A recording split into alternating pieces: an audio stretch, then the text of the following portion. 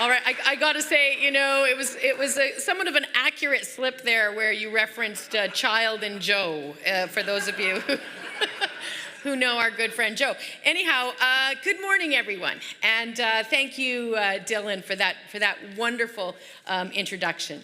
And I also, of course, want to thank Mayor Kathy Heron and the entire AbMuni's Board of Directors for all of your work.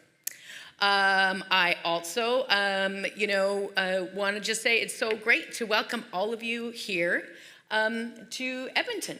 And you know something, if you are looking for Edmonton's red light district, I think the best place to look is very possibly behind the Kings goaltender last night. What do you think?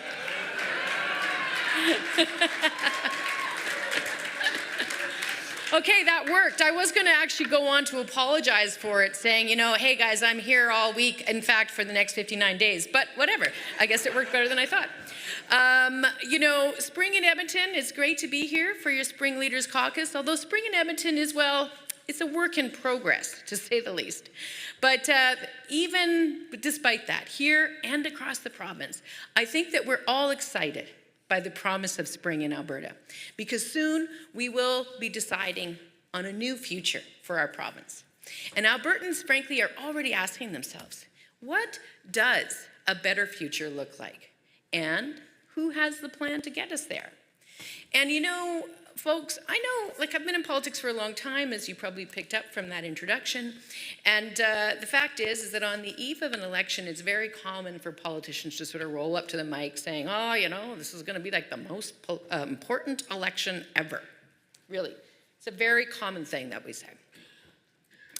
Well, my friends, this is the most important election ever.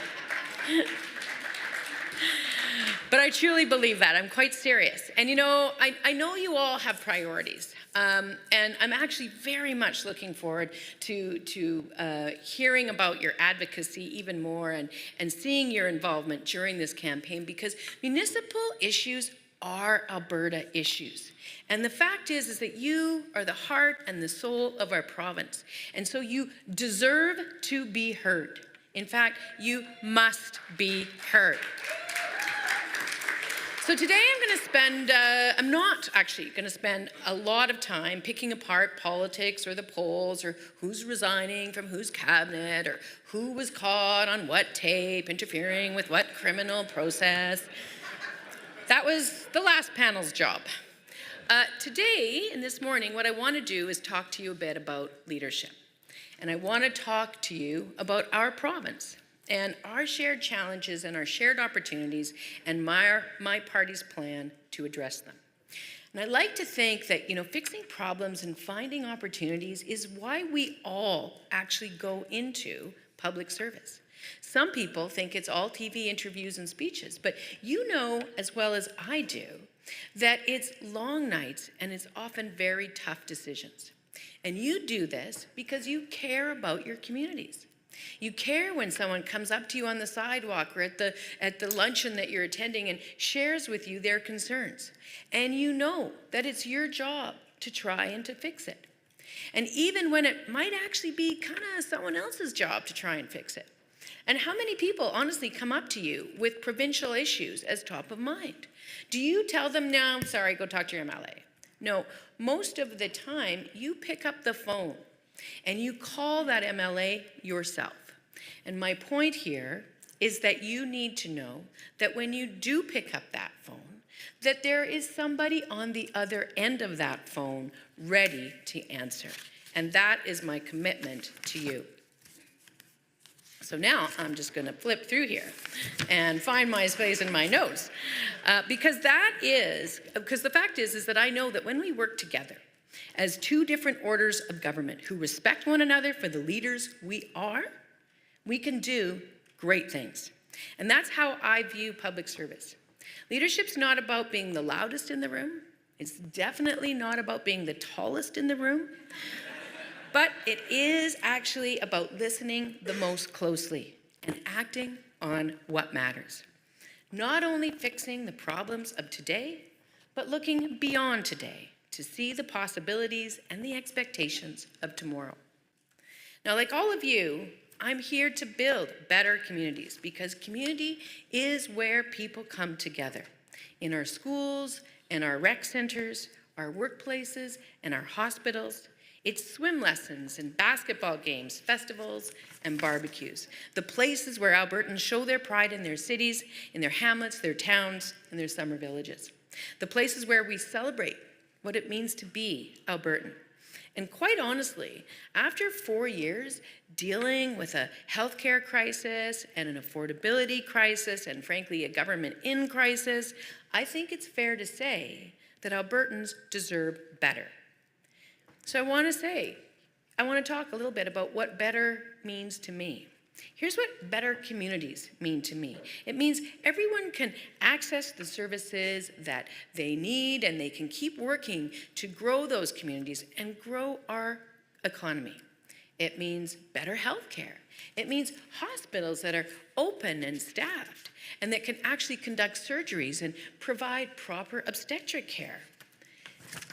It means the ambulance in your community serves your community and that those crews are there when your constituents need them, not 3 hours away. And it means having a family doctor close to home.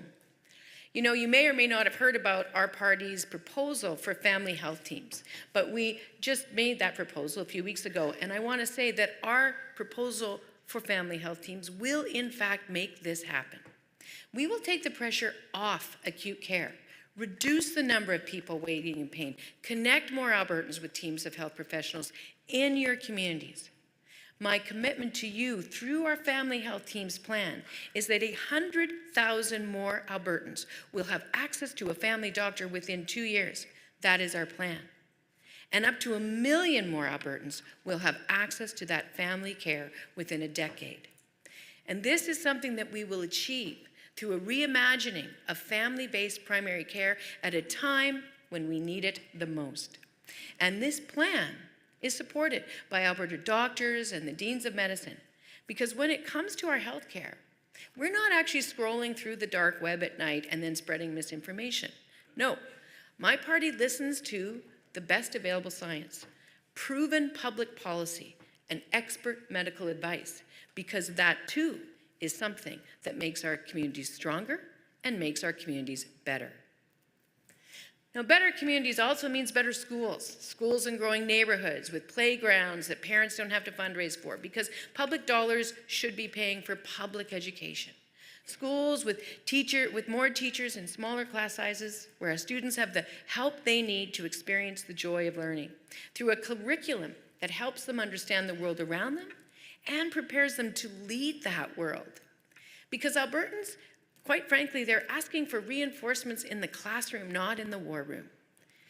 And better communities also means a stronger plan for an economy that's growing, that's creating more good-paying jobs, diversified, resilient, and filled with opportunity. And that's why we were very pleased to release part of our economic strategy to the folks at the Calgary Chamber of Commerce in December. And you can find that strategy at albertasfuture.ca. A credible, well-thought-out plan to create 47,000 new jobs and to draw $20 billion in private investment in emerging sectors like new technology, value-added agriculture, petrochemicals, and much more, in communities all across the province. The plan also reinvests in our post-secondary institutions and makes them more affordable, because knowledge is the engine of our economy now and in the future. Our plan includes a fast pass to reward good economic actors who have records of responsibility, safety, and transparency in paying their taxes. And we'll make sure that we get those projects approved faster, because your communities and the people living in your communities need them. It also means diversifying our energy mix, adding value to our oil and gas, but also exploring opportunities in hydrogen and geothermal, and yes, renewable wind and solar, because I believe that, and I believe Albertans agree with us, that we need to be an energy leader in all forms of energy. And we will And we'll build our cities and our towns for the future, because better communities also means better wastewater systems, better recreation centres, better roads, better bridges, and yes, better broadband internet. And that proposal, by the way, you guessed it, is at albertasfuture.ca.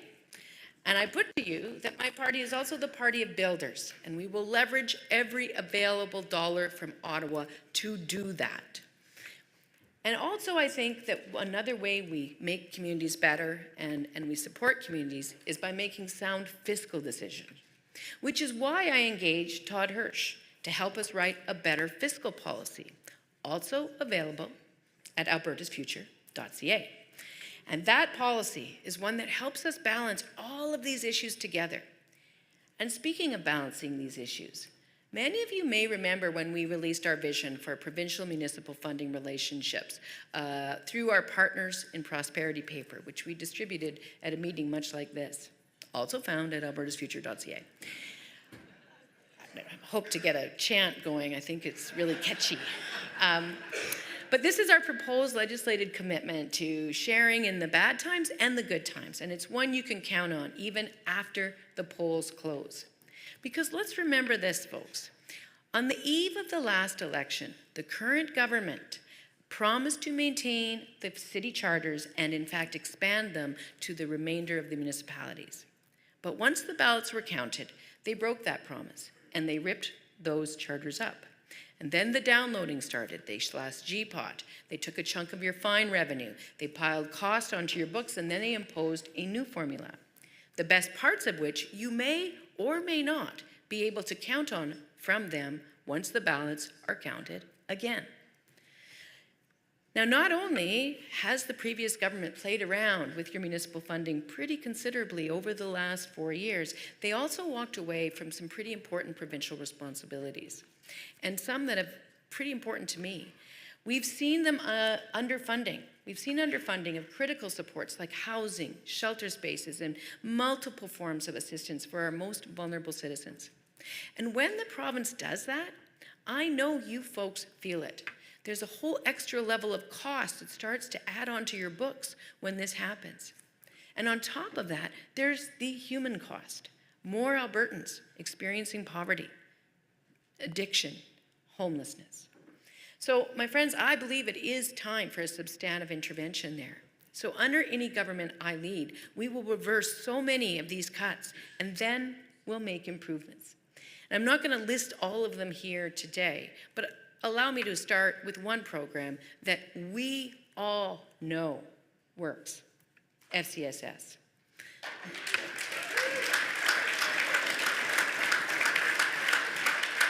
Local people need local support. And we know that FCSS has been a very successful tool for decades, helping leaders in your community step up and help everyone else in your community.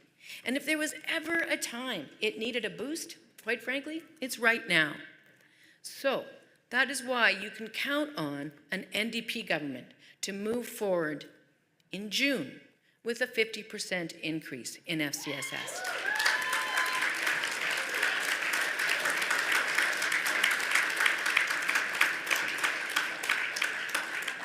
But, you know, that's not the only solution to the challenges that we are facing across this province. Another one that we hear about a lot that is so important is one around affordable housing. Because housing is the only solution to homelessness. Right now, there are more than 25,000 Albertans just on the waiting list, many of whom are in your communities. And we know that that list, that $25,000 person number, doesn't begin to reflect the real need. Right here in Edmonton, according to Homeward Trust, the number of Edmontonians experiencing homelessness was about 1,500 in 2019. Not a good number. But today, it's 2,800, almost double, and 5 times the available shelter spaces just in Edmonton. So that's why I'm very pleased to make a very serious commitment to you folks today on this front as well. Now, next week, we will be releasing in more detail our strategy for housing. But I'd like to share just some high-level elements with you this morning. If I'm so privileged, along with my team, to be elected to lead the province after May 29th, We will be directing funding to housing providers, tenants, and landlords to use available market housing by increasing the number of homes covered through rental assistance by 11,000, so more people can access and afford available market housing right away. And in addition to that, we will commit to building 8,500 more affordable housing units across the province. This will bring the total number of these units in the province to 60,000. In short, this plan will ensure 40,000 more Albertans have an affordable place to call home over the next 5 years. Fact is, Alberta needs more social housing, whether that's for seniors, for persons with disabilities, families experiencing poverty, or anyone who needs wraparound supports. And I know that some of you in your communities have actually worked very hard to get complex housing projects off the ground, only to find that the province won't provide the wraparound services that are necessary to open those units in the way they were intended. So they sit empty or underutilized because you don't have a partner. So that has to end. I want you to know that I will be that partner. I will bring resources to the table, more access, more units, more wraparound support, because the fact is, this is a provincial responsibility, and we can't afford to have the province sitting on the sidelines any longer. We will act so all Albertans can have a safe place to live and the support they need to live a better life. By helping those who struggle most, we can create solutions that improve and strengthen our communities for everyone, because everyone matters. Now, that plan is just the start of our vision for a better future, and I mean every word of it. Now, I've spoken to you collectively here every year, and many of you individually in one or more meetings over the last few years. And you know me, and I think you have a good sense of what we stand for. And I can't wait to introduce you to a little bit more of our team, some of whom, you might recognize, like former Sturgeon County Councillor Karen Shaw, who's running in Morinville, St. Albert, or Innisfil Councillor Jason Heisted, running in Innisfil, Sylvan Lake. You may know Bill Tanita, Strathcona County Councillor, and our candidate in Strathcona, Sherwood Park. Or Chantel Sarah Mega McKenzie in Spruce Grove, Stony Plain, who served on the Spruce Grove Council there. And who, of course, could forget Calgary Councillor Drew Farrell. She's running in Bow because, like all of the folks I just described, she wants to build a better future for her community. And of course, you all know Joe, who's been in this space, for 93, 94 years now. Quite dedicated. And finally, I can't say her name, but we do have one more candidate who's going to be seeking a nomination for our party.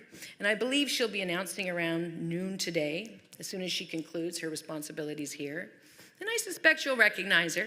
She has a deeply impressive record of service to her community and the entire province. She might even be sitting somewhere in the front row right now, although I'm looking, and when we planned this, turns out she's not actually there right now, but that's okay. I can't let the cat out of the bag right now quite yet anyway, but do stay tuned. Overall, our team is in it for the right reasons. These folks want to keep serving the public by being focused on what matters: good jobs, better health care, and a lower cost of living. The other guys, well, I see Janet in the audience here. I would say that focused isn't really in their word cloud. They keep floating trial balloons, like getting rid of the RCMP, standing up a new tax collection agency, pulling out of the Canada pension plan, and giving tax breaks to energy companies so they'll maybe follow the law and clean up after themselves. That is a lot of trial balloons. Seriously, folks, they've got more balloons than a 4-year-old's birthday party. But these kinds of ideas are not actually what Albertans are asking for. And every time Albertans or us ask the Premier about these things and say, hey, listen, Albertans aren't asking for these things. What are you doing? Why are we going ahead with these? She says, well, I don't know. Let's talk about it after June. Well, you know what? I don't think Albertans should have to wait until after the election to find out if their Premier is planning to shake down their retirement savings just to stick it to Ottawa. Fact is, you can't be leading the province and be this unpredictable. And you know as well as I do that in elected life, it's a huge distraction when every day brings a wild new statement, followed by a clarification, followed by a media expose, more questions, more clarifications. It's damaging. It's damaging to the progress that we need to make inside this province, and it's damaging to our reputation outside of it. So here's the thing. For most of my life, Alberta has been a leader in Canada. And it used to demonstrate that leadership, quite frankly, by showing it. I remember more recently, like when I was Premier, because mostly I was thinking about the last 40 years before that. But let's just talk a little bit when I was Premier, because I'm here to talk about me, I guess. But anyway, I remember fondly when we came together, all of us, and a lot of the people in this room, it was at a meeting like this, where we came together and we strategized about what we were going to do to unite Canadians outside of this province behind our energy sector and to secure the political will to get the first pipeline to Tidewater in almost 50 years. A pipeline that, quite frankly, is going to be done, by the way, this year. We came together. We moved the needle, and we changed the conversation nationally because we all had one message to Canadians. We pulled in the same direction, and we did it practically by making strong, thoughtful, compelling arguments to other Canadians, and it worked. And it's that approach that I want to bring back to the Premier's office in this province. Because, quite frankly, I don't think we need to take back Alberta. I think we need to get back to leading Canada.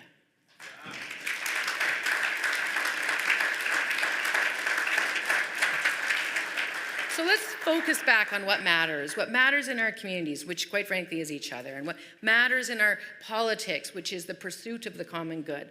You know, I've been doing this, as described, for 15 years. I've been MLA, House Leader, Opposition Leader, Premier, Opposition Leader again, running to be Premier again, and if that doesn't work out, I don't know, maybe I'll try Speaker, who knows. But my point is, I believe in learning from my mistakes and building on successes. And even after the longest days and the most bitter Twitter trolls, I do believe in public service first. And I know it's not enough to be better than the UCP or different. Albertans expect more from me and from my team. And that is what we are striving for and what we want to be held accountable for. And I don't know exactly what's going to happen on May 29th, but I want you to know that I'm looking forward to working with all of you, regardless of which role Albertans select for me.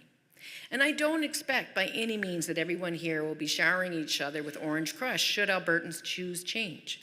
And I certainly didn't come here to earn endorsements. Although, you know, if you're interested, do come talk to me afterwards. But no, I came before you today at a time of a lot of change and uncertainty to earn your confidence.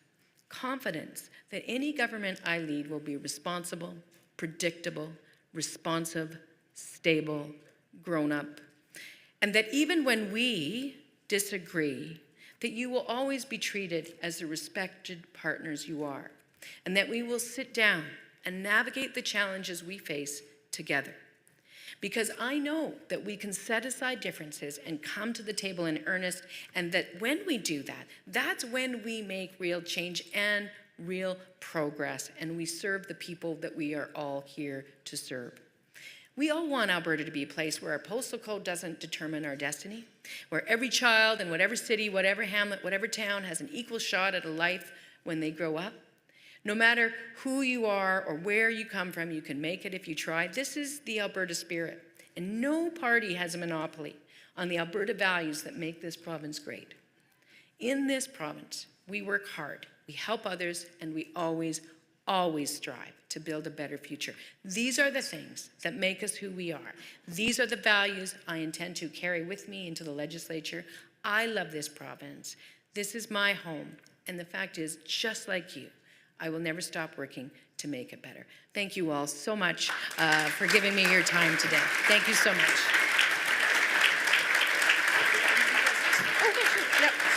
You say that in open. Much for watching, and to learn more, check out albertasfuture.ca.